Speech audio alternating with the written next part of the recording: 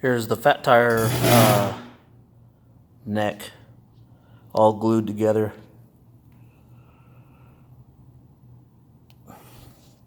Big old hole for your wiring. Some more of the dimage.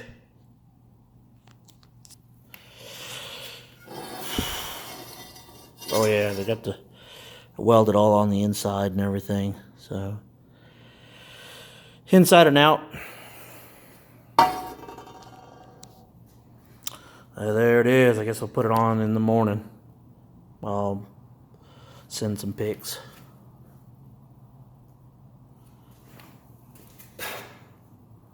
(2017) Paul Yaffe 20-inch fat tire deal.